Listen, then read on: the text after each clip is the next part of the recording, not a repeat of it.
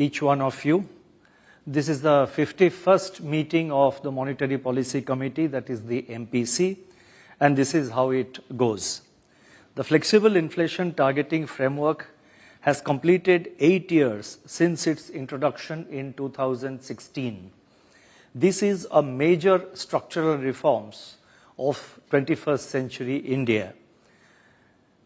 It stands out for its committee approach to decision making, transparency of policy-making process and communication, accountability hinging upon quantitatively defined inflation target, and operational independence. Over the years, the framework has matured across various interest rate cycles and monetary policy stances. When I look back, I can say with confidence that the flexible inflation targeting has served us well over the years and has proved its mettle.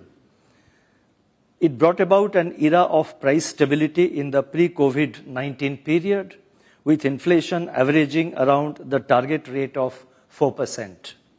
Thereafter, despite continuing global turmoil from multiple sources in the last 4 years or so, the flexibility embedded in the flexible inflation targeting framework has helped us to effectively address these unprecedented challenges while supporting growth. Monetary policy in India was able to respond to the economic slowdown decisively and swiftly in the wake of the COVID-19 pandemic, and again preemptively during the build-up of inflationary pressures after the war began in Ukraine in early 2022. The prevailing well-balanced growth inflation dynamics is indeed a testimony to the success of this monetary policy framework. Let me now turn to the decisions and deliberations of the Monetary Policy Committee. The Monetary Policy Committee met on, and this time, as you would be aware, this time we have 3 new external members in the MPC. The Monetary Policy Committee with 3 new external members met on 7th, 8th and 9th October. And after assessing the evolving macroeconomic and financial conditions and the outlook, the MPC decided by a majority of 5 out of 6 members to keep the policy repo rate unchanged at 6.5%. Consequently, the standing deposit facility, that is the SDF rate, remains at 6.25%, and the marginal standing facility, that is the MSF rate and the bank rate, they stand at 6.75%. Further, the MPC decided unanimously to change the stance, that is the stance of the monetary policy, to neutral, and also decided to, let me read it again, the MPC decided unanimously to change the stance to neutral and to remain unambiguously focused on a durable alignment of inflation with the target while supporting growth. The MPC noted that currently the macroeconomic parameters of inflation and growth are well balanced. Headline inflation is on a downward trajectory, though its pace has been slow and uneven. Going forward, the moderation in headline inflation is expected to reverse in September and likely to remain elevated in the near term due to adverse base effects, among other factors. Food inflation pressures could see some easing later in the financial year on the back of strong Kharif sowing, adequate buffer stocks, and good soil moisture conditions, which are conducive for Rabi sowing. Adverse weather events continue to pose contingent risks to food inflation. Core inflation, on the other hand, appears to have bottomed out. Fuel component of the CPI remains in contraction. Domestic growth has sustained its momentum, with private consumption and investment growing in tandem. Resilient growth gives us the space to focus on inflation so as to enable its durable descent to the 4% target. In these circumstances, the MPC decided to remain watchful of the evolving outlook in the coming months. Keeping in view the prevailing inflation and growth conditions and the outlook, the MPC considered it appropriate to change the stance to neutral and to remain, I repeat, and to remain unambiguously focused on a durable alignment of inflation with the target, while of course supporting growth. I would now turn to an assessment of the growth and inflation situation. First, let me talk in brief about the global growth conditions. The global economy has remained resilient since the last meeting of the MPC in August. Although downside risks from increasingly intense geopolitical conflicts, geoeconomic fragmentation, financial market volatility, and elevated public debt continue to play out. Manufacturing is showing signs of slowdown while services activity is holding up. World trade is exhibiting improvement. Inflation is softening, supported by lower energy prices. Growing divergence in inflation growth dynamics across countries has resulted in varying monetary policy responses. Let me now turn to domestic growth. Real GDP grew by 6.7% in the first quarter of this financial year, that is 24-25. And this was led by a revival in private consumption and improvement in investment. The share of investment in GDP reached its highest level since 2012-13. Government expenditure, on the other hand, contracted during the first quarter. On the supply side, gross value added, that is GVA, expanded by 6.8%, surpassing the GDP growth, aided by strong industrial and services sector activities. High-frequency indicators available so far suggest that domestic economic activity continues to be steady. The main components from the supply side, that is agriculture, manufacturing, and services, they remain resilient. Agricultural growth has been supported by above normal southwest monsoon rainfall and better kharif sowing.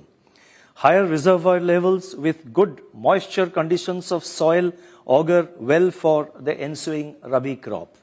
Manufacturing activity is gaining on the back of improving domestic demand, lower input costs, and supportive policy environment from the government. 8 core industries output fell by 1.8% in August on a high base. Excess rainfall also dampened the production in certain sectors such as electricity, coal, and cement in August. The Purchasing Managers Index, that is PMI for manufacturing, at 56.5 for September remained elevated. The services sector continues to grow at a strong pace. PMI services at 57.7 in September indicates robust expansion. On the demand side, rural demand is trending upwards while urban demand continues to hold firm. Government consumption is improving. Investment activity remains buoyant, with government capex rebounding from a contraction observed in the first quarter of this year. Private investment also continues to gain steam on the back of expansion in non-food bank credit, higher capacity utilization, and rising investment intentions. On the external front, services exports is supporting overall growth. Looking ahead, India's growth story remains intact, as its fundamental drivers, namely consumption and investment demand, are gaining momentum. Prospects of private consumption, the mainstay of aggregate demand, look bright on the back of improved agricultural outlook and rural demand. Sustained buoyancy in services would also support urban demand. Government expenditure of the center and the states is expected to pick up pace in line with the budget estimates. Investment activity would benefit from consumer and business optimism, government's continued thrust on capex, and healthy balance sheets of banks and corporates. Taking all these factors into consideration, real GDP growth for 24-25 is projected at 7.2%, with Q2 at 7%, Q3 at 7.4%, and Q4 7.4%. Real GDP growth for Q1 of next financial year, that is 25-26, is projected at 7.3%. The risks are evenly balanced. I would now like to turn to inflation. Now, as anticipated, headline inflation softened significantly in July and August, with base effect playing a major role in the month of July. Food inflation experienced a certain degree of correction during these 2 months. Considerable divergence, however, was observed within the food subgroups. Now, whatever I am saying, I have given a lot of data in the footnote of my statement, which as usual will be uploaded in the RBI website immediately after I complete my statement. For example, I just now said that considerable divergence, however, was observed within the food subgroups. So this is backed up by the data which I have given in the footnotes. And in fact, all the statements that I am making are backed up by supportive data there in the footnotes. So those of you who are interested may like to have a look at them after it is uploaded. Now, deflation in fuel group deepened on softening electricity and LPG prices. Core inflation, on the other hand, edged up in July and August. The CPI print for the month of September is expected to see a big jump due to unfavorable base effects and pick up in food price momentum. And this would be caused by the lingering effects of a shortfall in production of onion, potato, and chana dal, that is gram, in 2023-24, among other factors. The headline inflation trajectory, however, is projected to sequentially moderate in Q4 of the current financial year due to good kharif harvest, ample buffer stocks of cereals, and a likely good crop in the ensuing Rabi season. Unexpected weather events and worsening geopolitical conflicts continue as major upside risks to inflation. International crude prices have become volatile in the month of October, that is in the current month. The recent uptick in food and metal prices, and this is very important, the recent uptick in food and metal prices as seen in the FAO, that is Food and Agricultural Organization, and the World Bank price indices for September, if sustained, can add to the upside risks to CPI inflation. Taking into account all these factors, CPI inflation for 2024-25, that is for the current year, is projected at 4.5%, with Q2 at 4.1%, Q3 at 4.8%, and Q4 at 4.2%. CPI inflation for the first quarter, that is Q1 of next financial year, that is 2025-26, is projected at 4.3%. The risks are evenly balanced.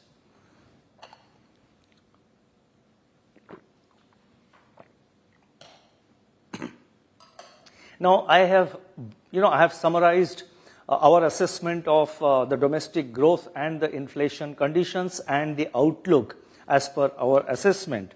Now, what do this raises the question, what do these inflation and growth conditions mean for monetary policy?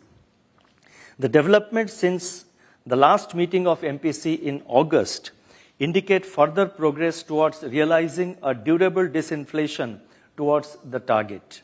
Despite the near-term upsides to inflation from food prices, the evolving domestic price situation signals moderation in headline inflation thereafter. The agricultural crop outlook is turning out to be favorable with improving prospects of Kharif and Rabi output. These factors could lead to an easing of food inflation pressures, but this optimism is subject to weather-related shocks, if any. Core inflation is likely to remain broadly contained on continuing transmission of past monetary policy actions, unless, of course, there are surprises in global commodity prices. The prevailing and expected inflation growth balance, please mark my words, the prevailing and the expected inflation growth balance have created congenial conditions for a change in monetary policy stance to neutral. Even as there is greater confidence in navigating the last mile of disinflation, significant risks, I repeat, significant risks to inflation from adverse weather events, accentuating geopolitical conflicts, and the very recent increase in certain commodity prices continue to stare at us. The adverse impact of these risks cannot be undermined, cannot be underestimated. It's with a lot of effort that the inflation horse has been brought to the stable, that is closer to the target within the tolerance band compared to its highest or heightened levels 2 years ago. We have to be very careful about opening the gate, as the horse may simply bolt again. We must keep the horse in tight leash so that we do not lose control. Going forward, we need to closely monitor the evolving conditions for further confirmation of the disinflationary impulses. I would now like to turn to the liquidity and financial market conditions. System liquidity remained in surplus during August and September and also in early October, with a pickup in government spending and decline in currency in circulation.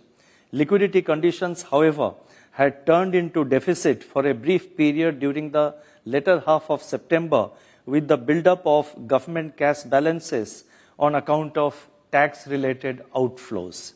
In sync with the shifting liquidity conditions, the Reserve Bank proactively conducted two-way operations to ensure alignment of interbank overnight rate with the policy repo rate.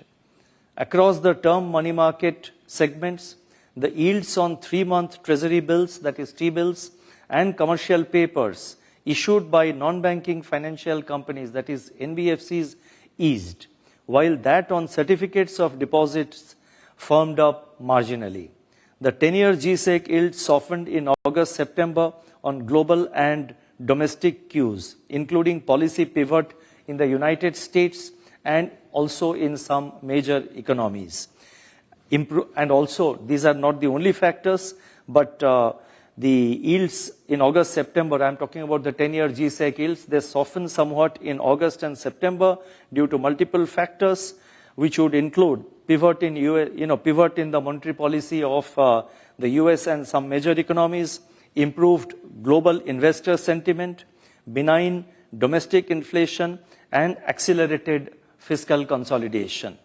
The term premium, that is 10-year G-Sec yield minus 3-month T-bills yield, has remained stable in the recent few months. Transmission to the credit market has been satisfactory. Moving forward, the Reserve Bank will continue to be nimble and flexible in its liquidity management operations. We will deploy an appropriate mix of instruments to modulate both frictional and durable liquidity so as to ensure that money market interest rates evolve in an orderly manner. During the current financial year, that is up to 8th of October, that is till yesterday, the exchange rate of the Indian rupee has remained largely range-bound. The Indian rupee also continued to be the least volatile among peer EME currencies. This was so even during the high volatile episode following the unwinding of the yen carry trade in early August this year. The lower volatility of the Indian rupee reflects India's strong macroeconomic fundamentals and improved external sector outlook. I would now turn to financial stability. The health parameters of banks and NBFCs in India continue to be strong. There has been some recent commentary on the likelihood of stress build-up in a few unsecured loan segments like loans for consumption purposes, microfinance loans, and credit card outstandings. The Reserve Bank is closely monitoring the incoming information and will take measures as may be considered necessary. Banks and NBFCs on their part need to carefully assess their individual exposures in these areas, both in terms of size and quality. Their underwriting standards and post-sanction monitoring have to be robust.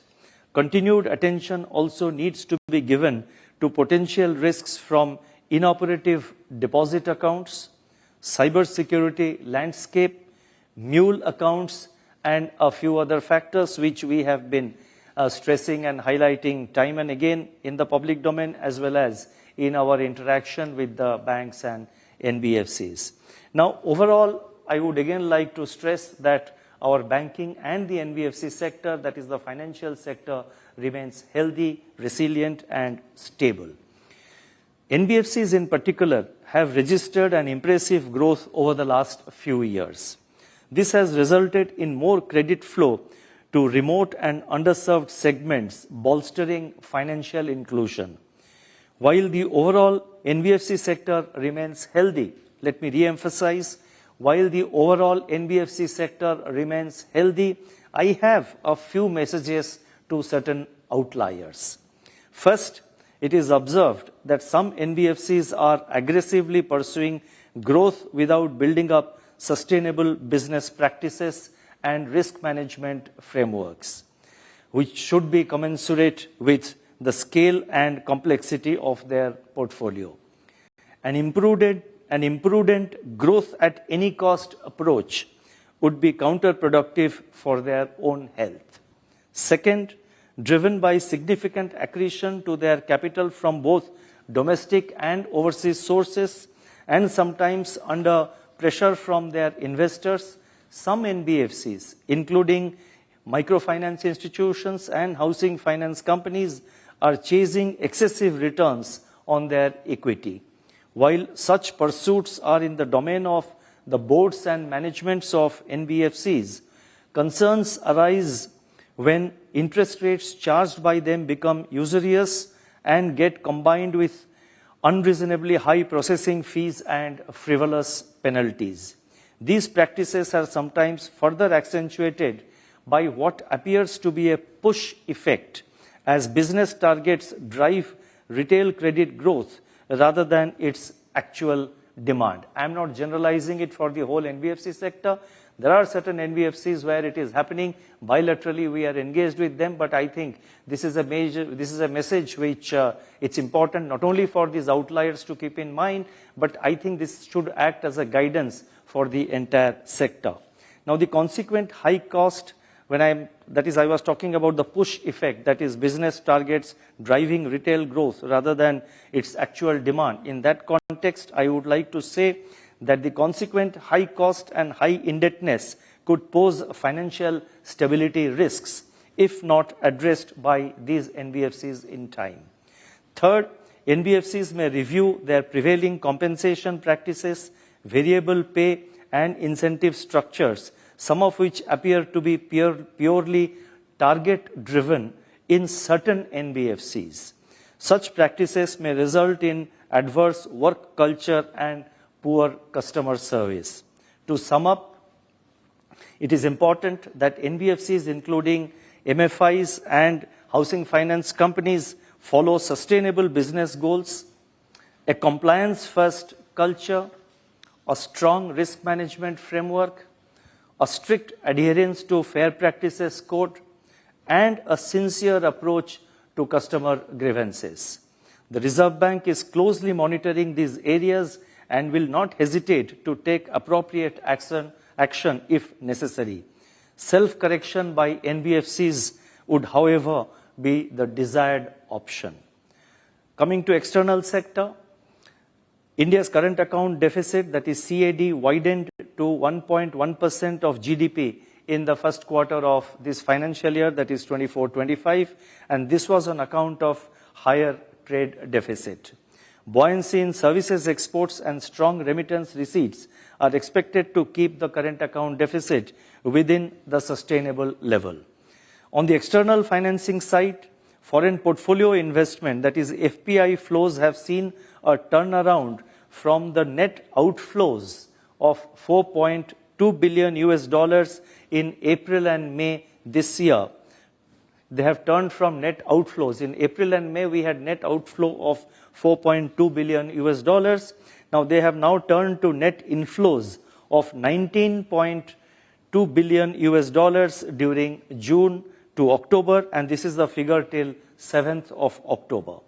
Foreign direct investment, that is FDI flows, remain strong in 24-25, as both gross and net FDI flows have improved in April and July. While external commercial borrowings moderated, non-resident deposits recorded higher net inflows compared to last year. India's foreign exchange reserves have already crossed a new milestone of $700 billion. Overall, India's external sector remains resilient as key external sector vulnerability indicators continue to improve. And when I say key external sector vulnerabilities continue to improve, I have backed it up by the data in the footnote of the statement. On the whole, we remain confident of meeting our external financing requirements comfortably. I shall now announce certain additional measures. The first relates to responsible lending conduct, levy of foreclosure charges, and or prepayment penalties on loans. The Reserve Bank has taken several measures over the years to safeguard consumer interest. As part of these measures, banks and NBFCs are not permitted to levy foreclosure charges or prepayment penalties on any floating rate term loan sanctioned to individual borrowers for non-business purposes. That is, for purposes other than business. It is now proposed to broaden the scope of these guidelines to include loans to micro and small enterprises, that is MSEs. A draft circular in this regard shall be issued for public consultation. The second announcement relates to discussion paper on capital raising avenues for primary urban cooperative banks, that is for UCBs. The Reserve Bank has undertaken several initiatives in recent years to strengthen the UCB sector. Such initiatives include issuance of regulatory guidelines in 2022 for issue and regulation of share capital and securities by the urban cooperative banks. To provide more flexibility and avenues to the UCBs, that is urban cooperative banks, to raise capital, a discussion paper on capital raising avenues for UCBs will be issued for feedback and suggestions from stakeholders. The third announcement relates to creation of Reserve Bank Climate Risk Information System. Climate change is emerging as a significant risk to financial system world over.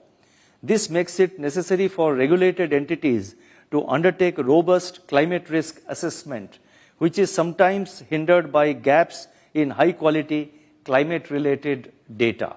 To bridge these data gaps, the Reserve Bank proposes to create a data repository, namely the Reserve Bank Climate Risk Information System, or in short, RBCRIS, Reserve Bank Climate Risk Information System, that is RBCRIS. The next announcement relates to UPI, where we are enhancing certain limits for the various transactions. UPI has transformed India's financial landscape by making digital payments accessible and inclusive through continuous innovation and adaptation.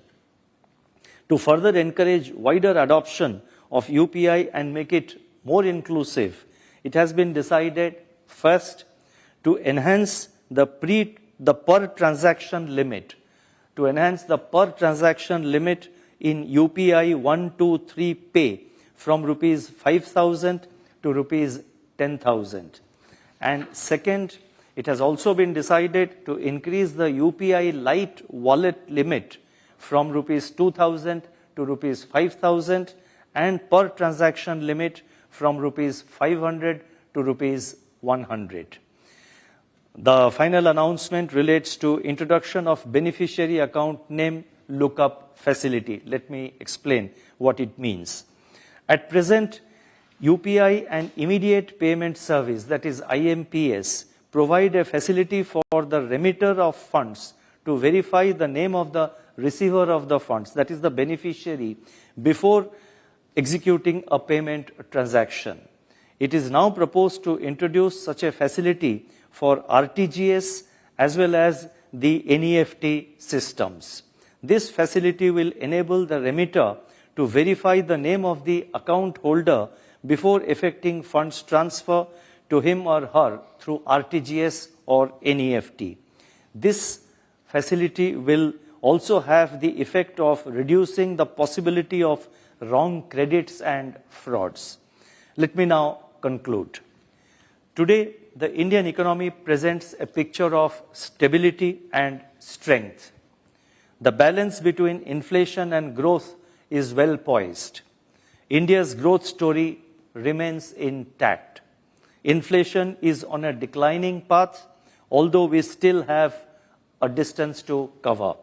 The external sector demonstrates the strength of the economy. Forex reserves are scaling new peaks. Fiscal consolidation is underway. The financial sector remains sound and resilient. Global investor optimism in India's prospects is perhaps at its highest ever. We are, however, not complacent. I repeat, we are not complacent, especially amidst the rapidly evolving global conditions. The monetary policy action today reflects the MPC's assessment that at the current juncture, it would be appropriate to have greater flexibility and optionality to act in sync with the evolving conditions and the outlook. We stand unambiguously committed to ensure durable alignment of inflation with the target while supporting growth. In the prevailing macroeconomic conditions and the outlook, Mahatma Gandhi's words remain highly relevant. And I quote, "When the method is good, success is bound to come in the end." Thank you. Namaskar. There comes a time when your heart calls for you to arise. Plant your feet solid into the ground. Decide your own limits. And then break right through them. Become something more. It's my time to rise.